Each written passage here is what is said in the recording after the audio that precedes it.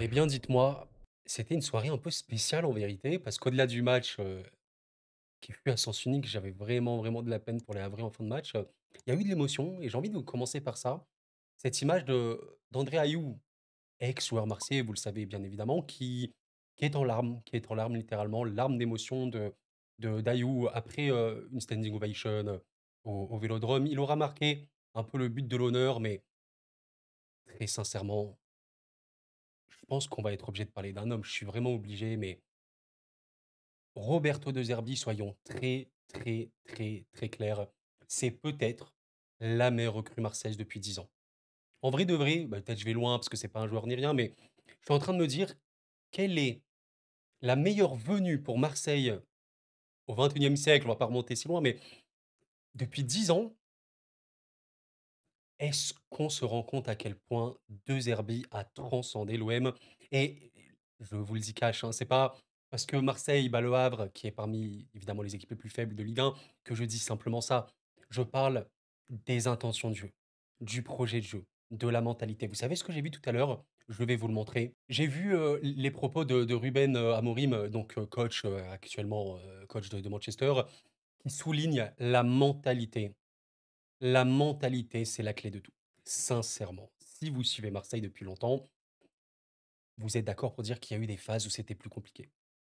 Ça fait très, très, très, très longtemps que j'ai pas senti un OM aussi fort mentalement et c'est largement dû grâce à cet homme. Là, vous avez les propos de Kevin Prince Boateng, dont il était, je crois, le joueur, je sais plus si vraiment il était le joueur, mais il disait He will be the best coach in the next 20-30 ans, donc il sera pour lui le meilleur coach des 20-30 prochaines années. Il faut savoir que De Zerbi, c'est quelqu'un qui voilà, a été logé par beaucoup. Là, vous êtes sur la page Wikipédia, regardez un petit peu. Voilà, Pep Guardiola décrivant De Zerbi comme l'un des entraîneurs les plus influents des 20 dernières années. C'est un truc de fou. C'est le roi de Marseille et j'insiste là-dessus.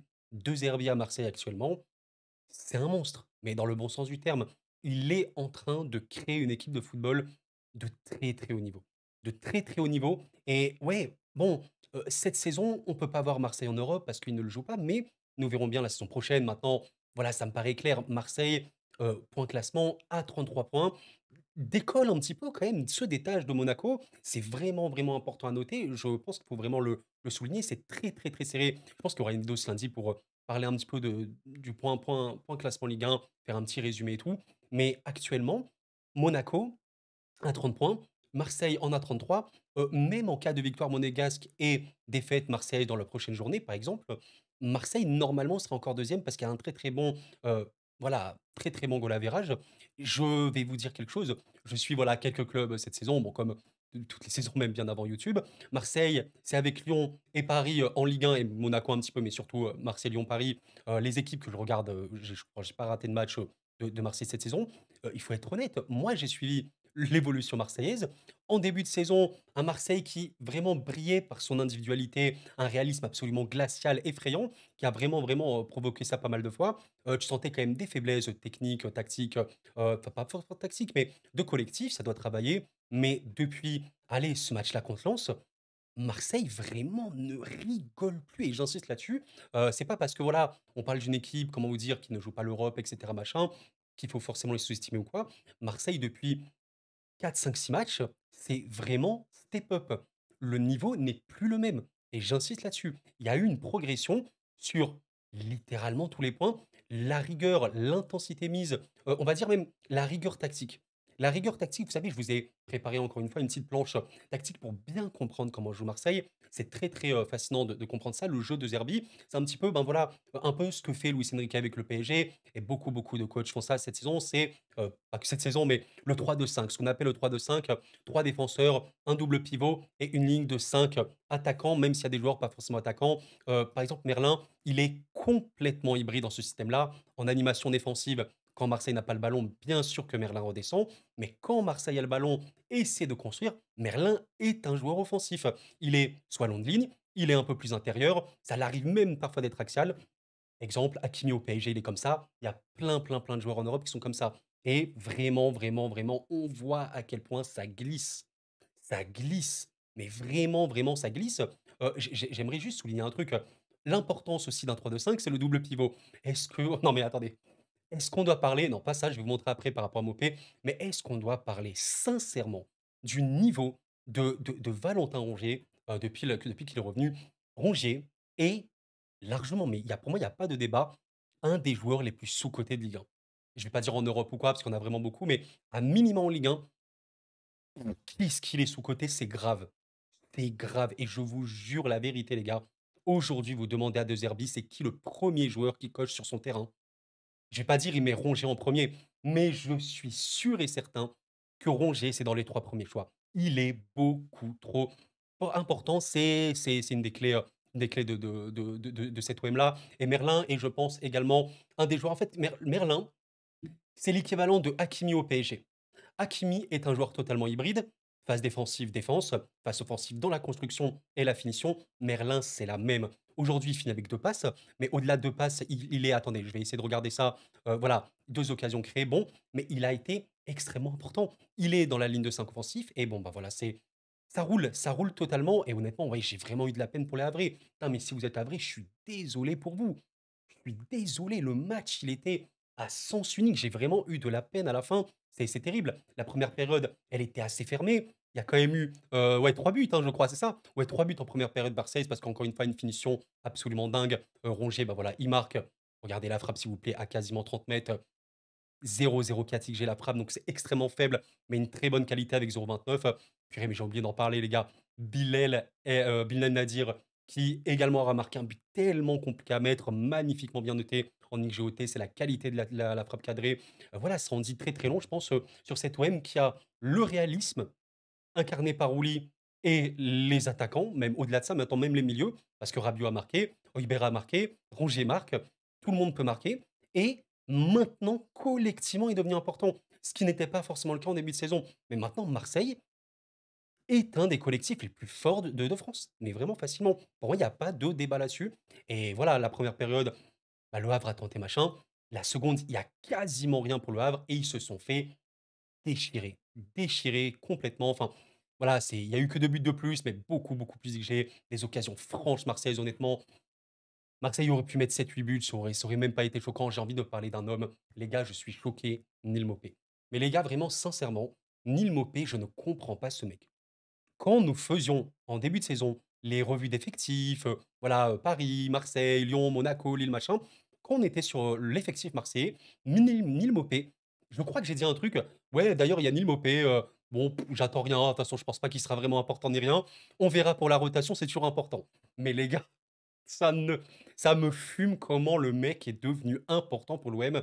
J'étais en train de regarder un petit peu son rapport statistique sur Football Ref. C'est un site de data pour comprendre un petit peu comment les joueurs ont, évolué, leur profil et cetera machin et je me disais un truc, quand vous regardez Neil Maupay, c'est quoi qui vous frappe un petit peu à l'esprit? C'est notamment la qualité de passe.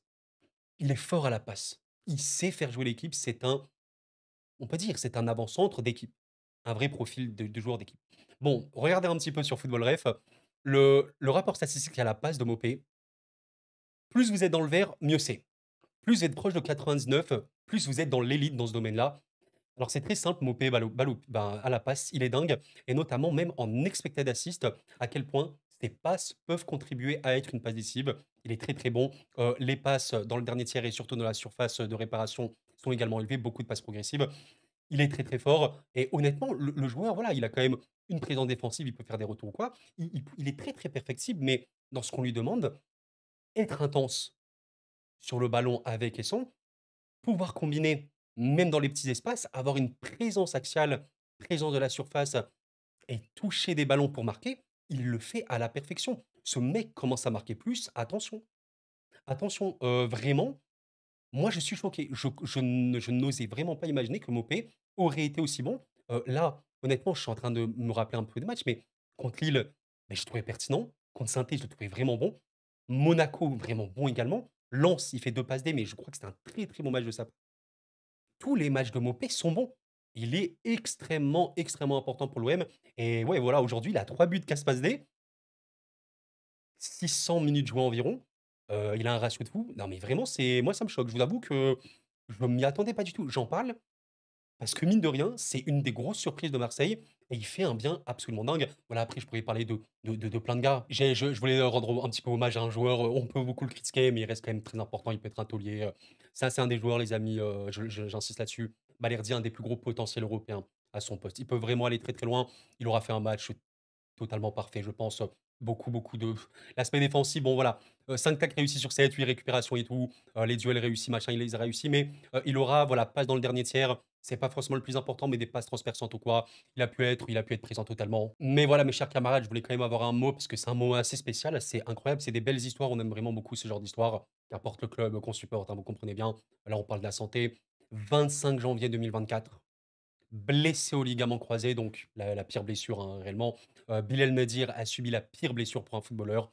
4 janvier 2025, quasiment un an jour pour jour. Première titularisation et premier but pour le Marocain. Ça, c'est le genre d'histoire qu'on aime. Et en vrai de vrai, est-ce qu'il sera important? Je vous pose la question. Je vous avoue que c'est un joueur que je connais très, très, très, très, très peu. Je vais pas me prononcer. Voilà, même si je suis Marseille cette saison, je suis pas du tout supporter marseillais et surtout, bah, je ne connais pas aussi bien le club que les supporters eux-mêmes. C'est pour ça que j'invite toujours dans ces vidéos-là à débattre. C'est le but aussi de pourquoi on fait des vidéos. Moi, je fais des vidéos pour partager ma passion, mais aussi pour débattre, pour discuter de manière posée, tranquille, civilisée. Donc, Bilal Nadir, bon, à quel point on peut compter sur lui, j'en sais rien. N'hésitez même pas à me dire un peu c'est quoi son profil et tout. Moi, j'ai trouvé pertinent. Franchement, il a joué une période. Il a marqué un but sublime, très, très, très compliqué à mettre. Mais voilà, comme on l'a vu tout à l'heure, la qualité de tir est énorme. Et voilà, les amis, c'était un match très, très bon de Marseille. Franchement, le nombre de joueurs décisifs, un 2 3 4, 5, 6, 7, 8. What? 8 joueurs décisifs ce soir pour Marseille. Mais qu'est-ce qui s'est passé? Bon, c'était un truc de fou. Évidemment, j'ai oublié d'en parler, mais Eli Wahi. Putain, mais les gars, Wahi, moi, vous savez, quand j'étais sur YouTube la saison passée, j'étais trop heureux de voir Wahi à Lens. J'étais en mode, purée, il va pouvoir remplacer un peu Openda, on verra bien est-ce qu'il va exploser. Ce fut une déception. Il a eu quelque chose, mais ce fut une déception. Bon, à Marseille, son histoire se passe pas au mieux. Surtout que Mopé, maintenant, pour moi, a vraiment, vraiment pris de l'avance. Mais pour la confiance, c'est bien. Encore une fois, tout à l'heure, on parlait de la mentalité. La mentalité, voilà, il y a beaucoup de mentalité, voilà, c'est ça. C'est la clé de tout. Mentalement, je pense que tu te mets aussi en confiance. Franchement, voilà, là, tu es là, tu marques. On verra bien. Est-ce que à quel point Wai peut redevenir important? De toute façon, il faut de la concurrence. Ça, c'est ce que disait notamment Unai Emery au PSG. La concurrence, c'est extrêmement important. Aujourd'hui, moi, je vois une concurrence saine, un OM qui est très, très, très, très fort. Et en vrai de vrai, alors j'ai peut-être des petits bémols. Ça, c'est un peu mon côté pour voilà, pinailler ou quoi. Je vous avoue que j'aimerais beaucoup voir Rowe. J'aimerais vraiment, vraiment beaucoup voir Jonathan Rowe. J'ai été agréablement surpris. Alors également, c'est un joueur que je connaissais que très, très peu. Mais il y a eu une période où il a pas mal joué. C'était quand? C'était quand? Je suis en train de revoir ça. Voilà, avant le PSG, il a enchaîné un petit peu. Il a enchaîné, il a été, quelque peu décisif par-ci par-là, mais je l'ai trouvé très pertinent. En fait, que ce soit en tant que titulaire ou dans ses rentrées, il était cool. Il y a eu une petite traversée du désert, voilà. Vraiment pas beaucoup de matchs là depuis, ce 23 novembre. Contre Lens, bah, il joue quasiment pas 9 minutes. Monaco, il rentre pas. Voilà, il joue plus. C'est un peu dommage, j'aimerais le voir un peu plus. Bon, on va dire ça reste un joker de luxe. Pour moi, c'est un très, très, très bon joker de luxe. Et puis, il a 21 ans, il est très, très jeune lui aussi, hein. C'est fou, il y a quand même de vrais bons jeunes, à Marseille comme ça, on dirait pas trop. Parce que voilà, on se base, vous savez, sur des mecs comme Højbjerg, Rabiot, des mecs un peu plus expérimentés. Mais Merlin, 22 ans, Merlin, il est en équipe de France dans pas longtemps. Enfin, un moment, si ce mec-là, à un moment, ne devient pas titulaire en équipe de France, je comprends pas parce qu'il est trop crucial. Il faudrait vraiment un coach en équipe de France qui aime les systèmes hybrides et tout. Un mec comme Merlin, pour moi, il y aura pas du tout du doute quant à sa place. Donc Merlin est assez jeune. Je suis en train de regarder. Bon, bah, l'air dit voilà. Mais là, je parle vraiment des très très jeunes. Il y a, bon, bah, évidemment, Nadir, il a 21 ans. Mais à part Merlin Nadir, ouais, c'est. Bah oui, Wai, forcément. Et Wai, il est vraiment très très jeune. Et Jonathan Rowe, qui est bah, littéralement le plus jeune de Marseille, je pense, connaît est légèrement plus vieux. Mais oui, il y a quand même quelques jeunes intéressants. Et voilà, franchement, tu as fait un match en plus sans Kondogbia, qui, je sais pas à quel point il est un titulaire indiscutable à Marseille. Je pense quand même qu'il aura montré de vraies belles choses. Franchement, Kondogbia, je pense qu'il aura été en plus assez titulaire. Ouais, ouais, voilà, il est complètement titulaire ces derniers temps, Kondogbia. Donc, il n'y avait pas Kondogbia. Il n'y avait pas évidemment Højbjerg, un des meilleurs joueurs de Ligue 1 cette saison. Franchement, bah, le match que tu as fait contre une équipe, certes faible, il est très très bon. Et honnêtement, vous voyez le match qu'a fait Marseille contre le Havre, ben moi je m'attendais à ce genre de match, mais pour Lyon. Et on voit quand même que jouer contre des équipes entre guillemets faibles, c'est pas toujours simple. Lyon a vraiment eu beaucoup de mal contre Montpellier. Angers a battu Brest. Très belle équipe angevine. saint a battu Reims. saint hein, alors là, saint voilà, je rappelle que saint ils se sont fait, taper par Marseille notamment. Donc il faut le faire et voilà, moi ce que je retiens, les leçons, pour moi, il y a vraiment ce match-là, il y a beaucoup de leçons. Heu, Marseille est devenu très compétitif.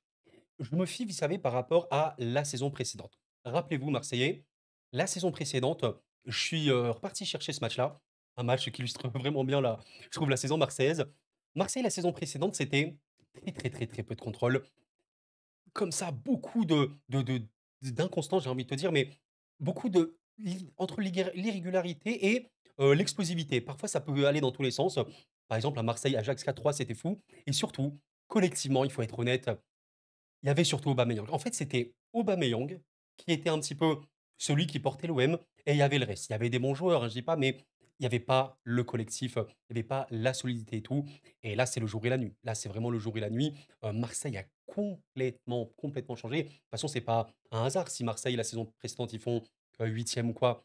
Très mauvais résultat, ce n'est pas pour rien. Ça indique aussi quelque chose.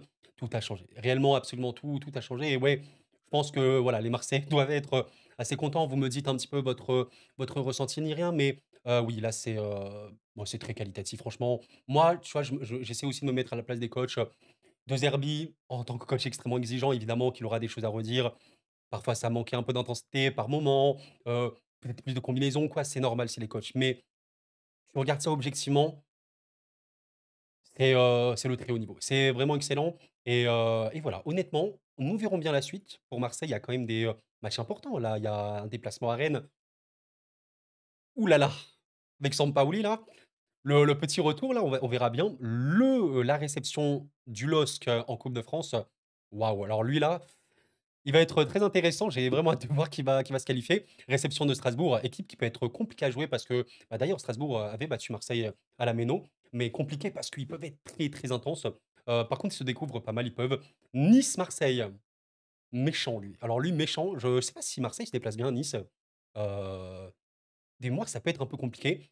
Marseille-Lyon ici, très, très, très fou. Franchement, les matchs qu'il y a, ils sont incroyables. Déplacement à Angers, pour moi, qui est très loin d'être simple. Et une réception de Marseille qui, normalement, devrait se passer normalement un peu plus tranquillement. Et avant la pause, c'est quand la pause? Bon, il y a d'autres matchs par-ci par-là. On terminera le 16 mars par un petit classique où, voilà, on sera là, je l'espère. Et j'ose espérer, évidemment, un résultat en ma faveur, hein, évidemment, les gars. Bref, bon, merci d'avoir suivi la vidéo en tout cas les amis. Pensez à laisser un petit like, ça prend une seconde, ça m'aide beaucoup. 100 gratuit, merci infiniment. Que dire de plus? Il faut être objectif, il faut savoir aussi, reconnaître quand des équipes bossent bien. Ça bosse très, très bien. Je sais pas exactement, heu, pour ceux qui suivent, l'OM tous les jours ou quoi, n'hésitez pas à me dire, mais comment travaille De Zerbi? Je sais pas s'il y a, je sais que j'avais entendu parler d'une sorte de mise au vert à un moment, mais voilà, il y avait cet argument-là de dire que Marseille pouvait faire une grande saison parce qu'ils ont un match par semaine et ils peuvent se focus là-dessus. Mais ceci ne suffisait pas. Il faut bien travailler, il faut que tout le monde aille dans le même sens et ça se voit que oui, là, ça va extrêmement bien et honnêtement, vous voyez la série, de Marseille elle est vraiment énorme. On verra bien ce que ça va donner, mais si, allez, d'ici le match, avant le PSG, Marseille est invaincu, honnêtement, ça va faire très peur, hein. Franchement, si avant Paris, Marseille ne perd pas un match, ça en dira long parce que pour moi, il y a vraiment beaucoup de difficultés. D'ailleurs, c'est quand le dernier match que Marseille a perdu contre Auxerre et depuis, que des victoires, à peu près, hein. Ouais, victoire, un petit nul ici contre le LOSC. C'est le haut niveau. C'est le haut niveau. Est-ce que j'ai un dernier truc à dire sur l'équipe? J'ai l'impression qu'il y a un truc que je voulais dire que j'ai oublié. J'essaie de réfléchir. Non, non, je crois pas, si ce n'est de dire simplement qu'en vrai, tout le monde peut marquer dans cette équipe, tout le monde peut être très décisif et comme tout le monde va dans la même direction, collectivement, c'est très fort et c'est une équipe très compétitive. Voilà, je crois qu'on a fini, pour ça. Merci d'avoir suivi la vidéo encore une fois et d'ici là, portez-vous bien. J'ai pas grand chose à dire de plus pour cette fin. C'était Koro, prenez soin de vous et la paix sur vous.